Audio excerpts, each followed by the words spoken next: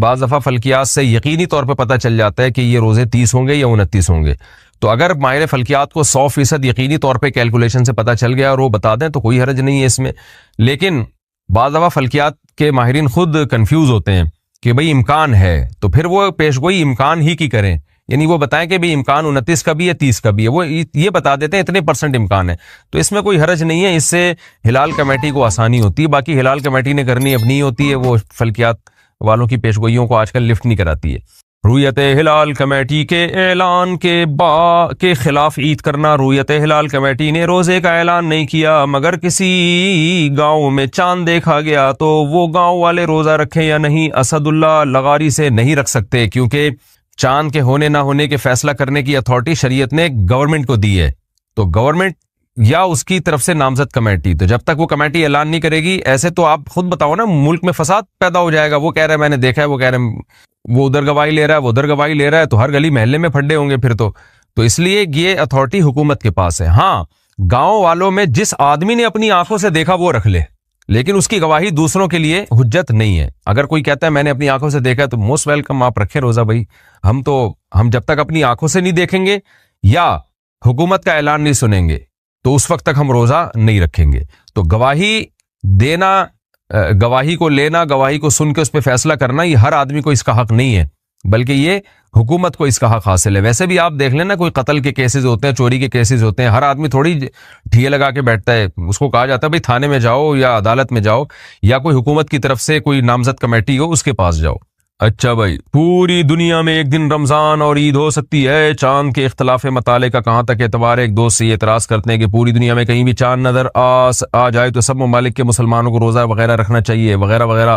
محمد فہد نواز ڈیرہ اسماعیل خان سے، وہ جب رکھنا چاہیے جب پوری دنیا میں ایک خلافت ہو اور وہ خلیفہ نے کہیں سے بھی گواہی لے کے پوری دنیا پہ نافذ کر دی، تو پھر ہے کہ پھر پوری دنیا میں ایک ٹائم پہ رمضان شروع ہوگا اور ایک ٹائم پہ عید ہوگی. لیکن اگر پوری دنیا میں حکومتیں الگ الگ ہیں تو ایک حکومت دوسرے حکم کے فیصلے کی شرعاً پابند نہیں ہے انتظامی چیزوں میں، تو اس میں پھر وہ فیصلہ کر سکتی ہے کہ بھئی ہم اپنی کمیٹی کو ترجیح دیں گے، یہاں کے نظام کو ترجیح دیں گے. لیکن اگر گورنمنٹ فیصلہ کر لیتی ہے کہ ہم نے، یا سارے اسلامی ملک مل کے فیصلہ کر لیتے ہیں کہ ہم نے اس معاملے میں ایک کنٹری کو اتھارٹی دے دی ہے، وہ جب فیصلہ کرے گا تو ہم سب پہ نافذ ہوگا، تو پھر سب پہ نافذ ہو جائے گا. جیسے آج اگر ساری دنیا کے اسلامی ممالک مل جائیں اور وہ فیصلہ کریں تمام ملکوں کے سربراہ کہ بھئی سعودی حکومت جس دن روزے کا اعلان کرے گی تو وہ اعلان ہمارے لیے بھی ہوگا اور ہم اس کو نافذ العمل سمجھیں گے، اور سعودی حکومت جس دن عید کا اعلان کرے گی تو ہم شرعاً ہم پر بھی حجت ہوگا. تو اگر سارے ملکوں کے کنٹریز یہ فیصلہ کر لیں تو پھر پوری دنیا میں ایک عید ہو جائے گی اور ایک رمضان ہو جائے گا اور بہت اچھا ہو جائے گا. لیکن جب تک گورنمنٹ یہ فیصلہ نہیں کرتی تو اپنے طور پر کسی کے لیے یہ شرعاً جائز نہیں ہے کہ وہ اپنے کنٹری میں 1.5 اینٹ کی الگ مسجد بنائے اور وہ کہے کہ نہیں جی میں کسی اور کنٹری کے حساب سے چلوں گا یا کسی اور ملک کی گواہی کے حساب سے چلوں گا. یہ شرعاً جائز نہیں ہے. اچھا بھائی، چاند رات میں کیا عبادت کی فضیلت ہے؟ لیلۃ الجائزہ یعنی چاند رات کی شریعت میں کیا فضیلت ہے؟ اسامہ صاحب کراچی سے. اس پر میں مستقل بیان کر چکا ہوں. دیکھیں، عید کی رات، بقرعید اور عید الفطر کی رات کے بارے میں کچھ احادیث ہیں جن میں آتا ہے اس کی رات میں بہت عبادت کی فضیلت ہے، لیکن ان میں سے کوئی بھی حدیث صحیح نہیں ہے، بلکہ انتہا درجے کی ضعیف حدیثیں ہیں.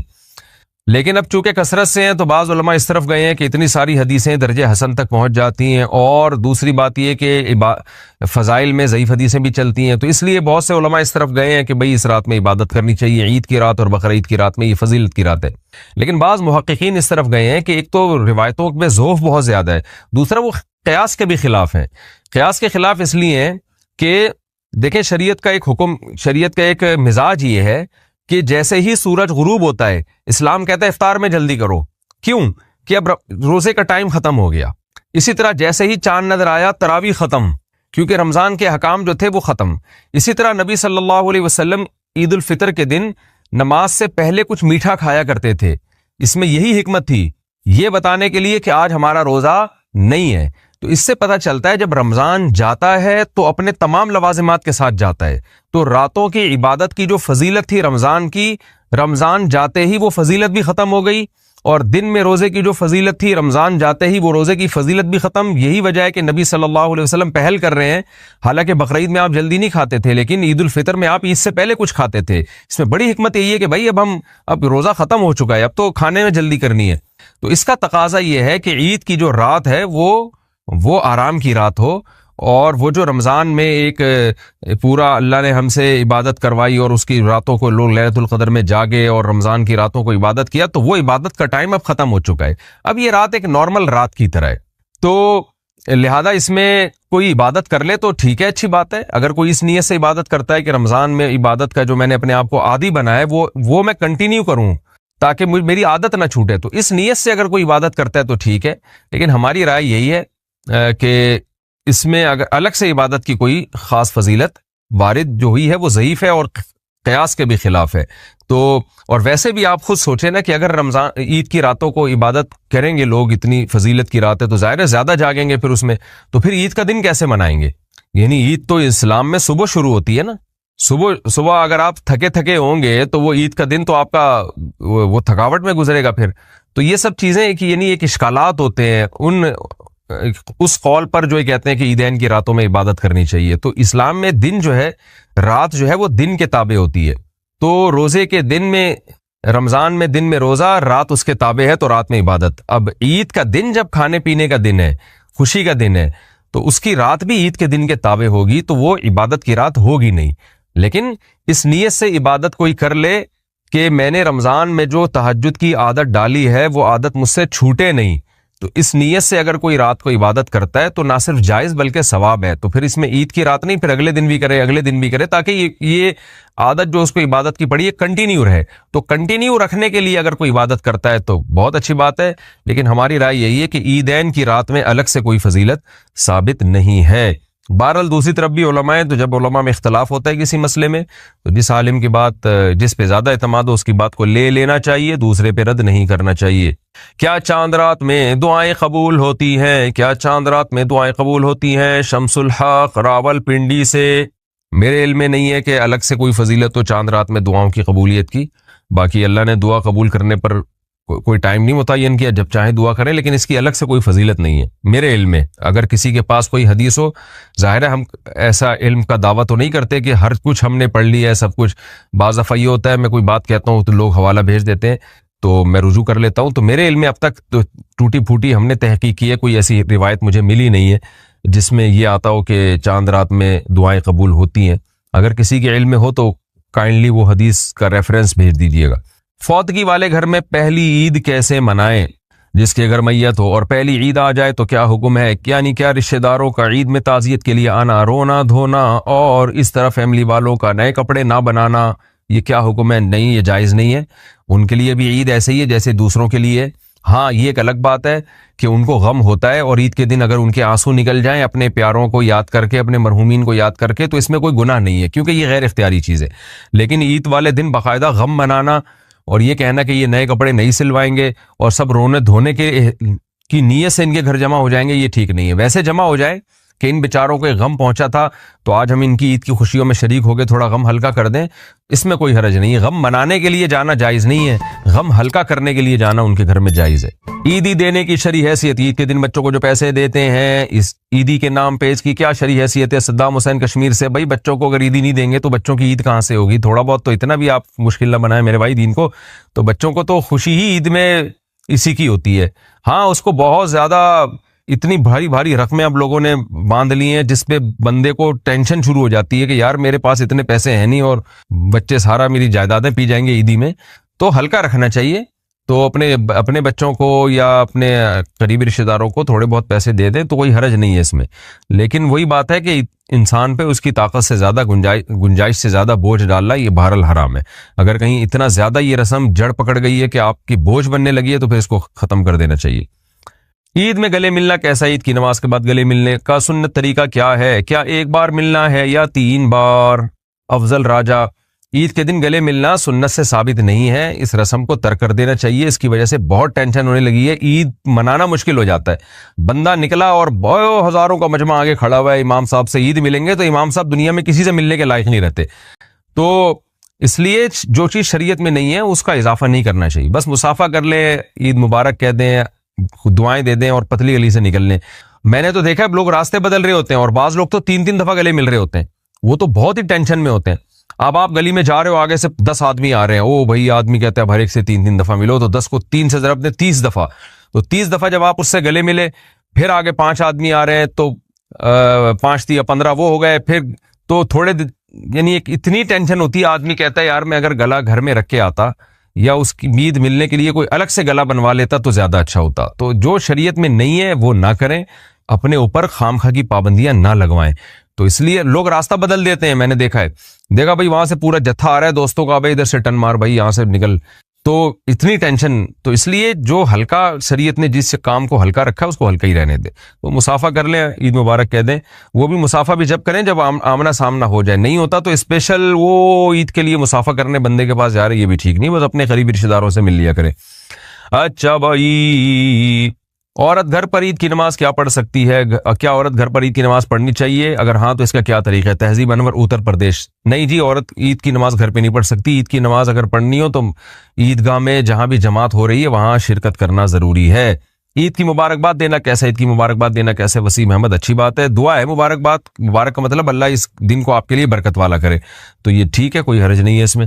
جمعۃ الوداع اور عید میں نیا لباس پہننا رمضان المبارک میں جمعۃ الوداع اور عیدین میں نیا لباس پہننے کی کیا شرعی حیثیت ہے؟ مرد اور عورت دونوں کے بارے میں حکم بتا دیں. حفصہ نور. دیکھیں الگ سے حدیث میں یہ تو نہیں ہے کہ نیا لباس پہنو, لیکن یہ حدیث میں آتا ہے جمعے کے دن بھی اور عید کے دن بھی آپ صلی اللہ علیہ وسلم سب سے بہترین لباس پہنتے تھے. تو اگر کوئی بہترین لباس کے لیے نیا لباس سلوا لیتے ہیں تو اس میں بھی کوئی حرج نہیں ہے, بلکہ اس زمانے میں عید کی بات کر رہا ہوں, جمعۃ الوداع کی نہیں. تو عید کے دن نیا لباس سلوا لینا چاہیے, کیونکہ شاعر اسلام میں سے ہم ذرا درسی باتوں پہ نئے نئے کپڑے سلوا رہے ہوتے ہیں. کسی کی شادی میں جانا ہے, ختنے تک میں جانے کے لیے کپڑے سلوا رہے ہیں آج کل لوگ. تو عید تو شاعر اسلام میں سے اللہ نے ہمیں یہ دن دیا ہے خوشی منانے کے لیے, تو اس میں اگر کسی کو اللہ نے وسعت دی ہے تو افضل اور بہتر یہی ہے کہ وہ پراپر نئے کپڑے سلوائے اور اچھی کوالٹی کے کپڑے سلوائے. اور اس میں مرد اور عورتیں برابر ہیں, خواتین کو بھی چاہیے مردوں کو بھی چاہیے. باقی جمعۃ الوداع کے دن اچھے کپڑے پہننا جمعہ ہونے کی وجہ سے تو ٹھیک ہے, لیکن جمعۃ الوداع کی الگ سی کوئی فضیلت نہیں ہے. تو اس لیے اس دن آپ جیسے جمعے کو کپڑے پہنتے ہیں, چاہے نئے پہنتے ہیں یا پرانے استری کر کے دھو دھا کے نیا بنا لیتے ہیں, تو عام جمعوں کا جو حکم ہے جمعۃ الوداع کا بھی وہی حکم ہے, اس میں الگ سے نئے کپڑے پہننے کی کوئی فضیلت نہیں ہے. ختم تراویح پر مٹھائی بانٹنا, کھانا کھلانا, مساجد میں ختم تراویح کے نام پر بریانی یا شیرینی بانٹنا کیسا ہے؟ عابد محمود, بہت بری اور ناپسندیدہ رسم ہے, بچکانہ رسم ہے ایک قسم کی. خاص طور پر مٹھائی اور لڈو بانٹنا تو بہت ہی بچکانہ, جیسے بالوشاہی بٹ رہی ہے, جیسے پتہ نہیں کیا کیا تم نے, بچکانہ حرکت ہے, قبیح رسم ہے, اس کو چھوڑ دینا چاہیے, اس کی حوصلہ افزائی نہیں کرنی چاہیے. باہر ملک والے صدقہ فطر کس حساب سے دیں گے؟ ہم سعودی عرب میں کام کرتے ہیں, پاکستان میں ہمارے گھر والے ہماری طرف سے صدقہ فطر ادا کریں تو کس حساب سے ادا کریں گے؟ ریال کے حساب سے یا پاکستان کے روپیے کے حساب سے؟ محمد رفیق سعودی عرب میں جو صدقہ فطر دے رہا ہے جہاں وہ رہتا ہے اس ملک کی کرنسی دیکھی جائے گی اور اس ملک میں آٹے کی ویلیو دیکھی جائے گی. تو اس ملک میں آٹے کی ویلیو دیکھی جائے گی. تو سعودی عرب میں اگر کسی نے صدقہ فطر دینا ہے اور دینا پاکستان میں, خود سعودی عرب میں رہتا ہے, تو وہاں دیکھا جائے گا میرے بھائی 2.25 کلو یا 2.25 کلو آٹا ہے, کیونکہ علماء میں بعض کہتے ہیں 2.25 کلو, بعض کہتے ہیں 2.25 کلو. تو وہاں کا دیکھا جائے گا 2.25 کلو آٹا کتنا ہے, پھر کتنے ریال میں آ رہا ہے, پھر یہاں فون کر دیں بھائی یہاں سعودیہ کے حساب سے اتنے پیسے بنتے ہیں تو پاکستان میں اتنے پیسے ادا کر دو. اعتکاف سے نکلنے والے کو پھول کا ہار پہنانا. اعتکاف کے بعد جب لوگ گھروں کو جاتے ہیں تو لوگ ان کو پھولوں کے ہار ڈالتے ہیں, اس بارے میں کیا حکم ہے؟ ولی الرحمان. یہ بھی عجیب سی حرکت ہے, کوئی حلال حرام کا مسئلہ نہیں ہے, بس تھوڑی نامناسب سی بچکانہ سی حرکت لگتی ہے. اعتکاف کر کے آ رہا ہے اس کو بس سلام کریں, مبارکباد بھی دے سکتے ہیں, بھائی اللہ آپ کو اللہ نے قبول کیا, اب تشریف رکھیں, بس اپنی نارمل روٹین شروع کریں اور گناہوں سے پاک زندگی گزاریں, اتنا کافی ہے. پھولوں کا ہار پہنانا یہ ناپسندیدہ اور قبیح رسم ہے, میں حرام کی بات نہیں کر رہا, ناپسندیدہ ہے. بہرحال عید سے پہلے نوافل پڑھنا, عید کے دن فجر کی نماز کے بعد عید کی نماز تک نفل پڑھنا کیسا ہے؟ نبیل اعوان, مکروہ ناپسندیدہ عمل ہے, فجر پڑھ کے گھر جائیں اور عید کی تیاری کرنا شروع کر دیں. عیدگاہ میں آ کے نوافل پڑھنا صحیح عمل نہیں ہے, جائز عمل نہیں ہے. عید الفطر کتنے دن کی ہے؟ عید الفطر اور عید الاضحیٰ ایک دن کی ہوتی ہے یا 3 دن کی؟ زوجہ منصور کڑک سے. عید الفطر 1 دن کی ہوتی ہے. عید الاضحیٰ میں قربانی کے ایام 3 ہیں, 3 دن ہیں, اور چوتھا دن اس میں روزہ رکھنا حرام ہے. تو اس لحاظ سے ہم یہ کہہ سکتے ہیں کہ عید الاضحیٰ کے احکام 4 دنوں تک رہتے ہیں, 3 دن تک قربانی اور چوتھے دن بھی روزہ حرام. اور عید الفطر کا جو حکم ہے وہ 1 ہی دن تک رہتا ہے, کیونکہ 1 ہی دن روزہ حرام ہوتا ہے, اگلے دن روزہ رکھ سکتے ہیں آپ. رمضان کے بعد کیا تبدیلی لائیں؟ رمضان کے بعد زندگی میں کیسے تبدیلی لائیں؟ عبداللہ صاحب لاہور سے، بھائی رمضان میں ہی توبہ کر کے تبدیلی لے آئیں، بات کا انتظار نہ کریں اور توبہ کر لیں۔ اللہ میں تمام صغائر کبائر گناہوں سے بچنے کا تجھ سے وعدہ کرتا ہوں، اور جو رمضان میں عبادت کا معمول بنا ہے تو تھوڑا تھوڑا اس کو پورے سال کنٹینیو رکھیں۔ جیسے روزوں کی عادت پڑ گئی ہے تو اب ایسا نہیں کہ عید کا چاند نظر آتے ہی روزے بالکل غائب، بلکہ آپ پیر جمعرات کا روزہ رکھیں، ایام 20 کا روزہ رکھیں، اسی طرح رات کو تھوڑے بہت نوافل کا معمول